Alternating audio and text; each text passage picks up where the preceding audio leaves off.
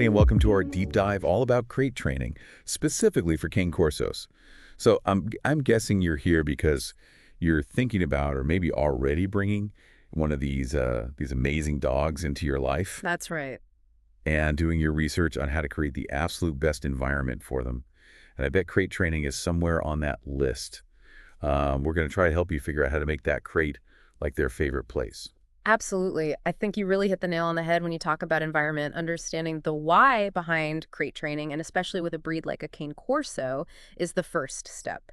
It's so much more than just housebreaking. It's about tapping into those natural instincts, really creating a space where they feel safe and comfortable, almost like a den-like space. I like that personal sanctuary. When I think about a crate, I just see a cage. How do we get the dog to see it as like a haven? It all starts with the crate itself, choosing the right crate. We've got to remember that Cane Corsos aren't exactly lap dogs. We're talking about a breed that can easily reach over 100 pounds. So that flimsy, collapsible crate that you use for your Chihuahua, Right. probably not going to cut it. You really need to invest in a heavy-duty crate, something that gives your Cane Corso enough space to stretch out, stand up, and turn around comfortably. So like a penthouse suite. Exactly. Oh, got it. But even with the best crate in the world, wouldn't most dogs be kind of hesitant to just walk right in?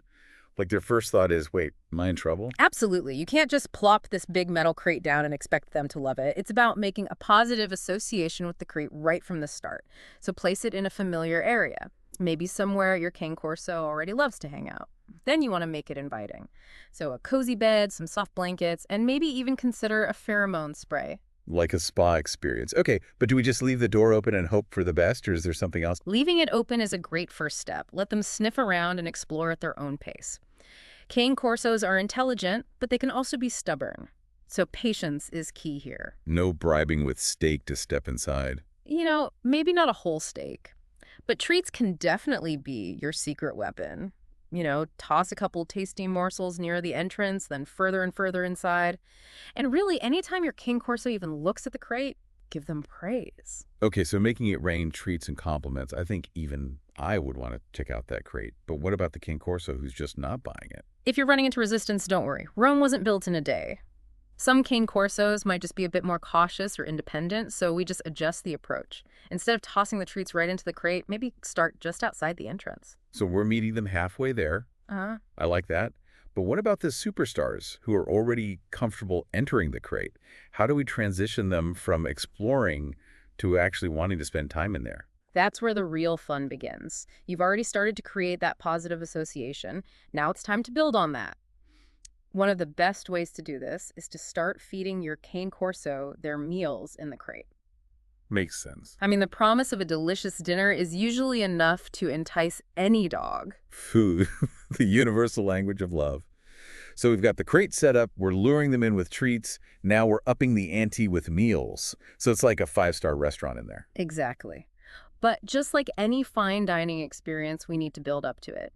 Start by just putting the bowl right inside the entrance. Once your Cane Corso is happily eating there, gradually move the bowl further and further back until it's all the way in the crate. So it's a strategic game of move the food bowl. Exactly. And as they start to get more comfortable eating in the crate, you can start closing the door for just a few seconds while they're eating, and then slowly increase the time as they get used to it. We're easing them into the door being closed, but what if they start to panic? You have to really watch their behavior, look for any signs of stress, whining, panting excessively. If you see any of that, just open the door and take a step back.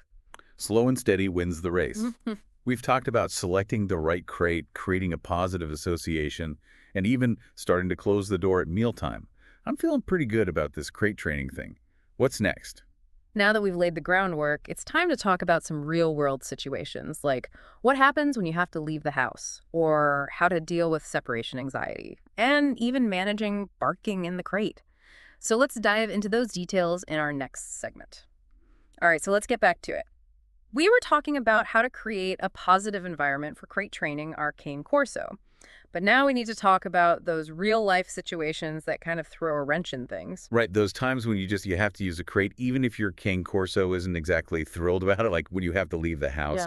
That's got to be a challenge, especially for a breed that can be prone to separation anxiety. Absolutely. Leaving your cane corso alone in the crate, especially if they're not fully comfortable with it yet, can really backfire. So we want to be really strategic about this to prevent any anxiety or destructive behavior. Okay, so what's the secret? The key is to start small and gradually increase the duration. Before you even think about leaving the house, practice some short confinement periods while you're still at home. Like a staycation in the crate. Exactly. Start with just a minute or two, maybe, while you're doing chores in another room. And really, the goal here is to create a sense of normalcy around being alone in the crate. Lots of praise and treats when they're calm and quiet inside, of course. So more positive reinforcement. I'm seeing a theme here. But what about those Cane Corsos who just freak out the second they realize they're alone? The howlers, the barkers, the ones that make you wonder if you accidentally adopted a tiny wolf? Ah, yes, the drama queens. The important thing to remember is that any attention, even negative attention, can reinforce that behavior. So tough love is the answer. It can be really tough, especially when you've got those big, soulful eyes staring at you. But I promise you, consistency is key. If you give in and let them out every time they bark or whine, they'll quickly learn that making noise gets them what they want. So we've got to be strong and ignore the drama. But what if the barking just doesn't stop? I know it can be tempting to give in, especially if you're trying to work or just need some peace and quiet. But remember, this is a marathon, not a sprint. It might be rough at first, but with enough consistent effort, they'll learn that their protests aren't going to work. Okay, I'm starting to get it. It's all about setting boundaries, just like with kids. But let's say you've done all the right things. Gradual introductions, positive reinforcement, ignoring the drama, and your Cane Corso is still showing signs of stress or anxiety when they're alone in the crate. What then? Then it's time to consider whether there's something more going on. It's always a good idea to talk to your veterinarian to rule out any medical conditions. So we're putting on our detective hats. Yeah, But if it's not a medical issue, are there any other ways to make the crate more calming? definitely. Sometimes it's the little things that can make a big difference. Remember we talked about how dogs have this natural den instinct? Well, we can use that to our advantage. Okay, tell me more. Something as simple as draping a blanket or a towel over the crate can really help. It creates a sense of enclosure and reduces visual stimulation, which can be really helpful for dogs who are easily overwhelmed. Like giving them a little cave. I like it. Are there any other things we can do with the environment? Well, think about the location of the crate. Is it in a high traffic area where they're constantly being bombarded with noise and activity? That can be really overstimulating, especially for a dog who's already feeling a bit anxious. So we want a quiet space away from the chaos. Exactly.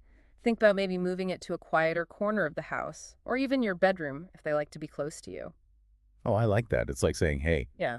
I'm here, you're safe, we're in this together. Yeah. Anything else? Oh, don't forget about familiar scents. Try putting an old t-shirt or blanket that smells like you in the crate.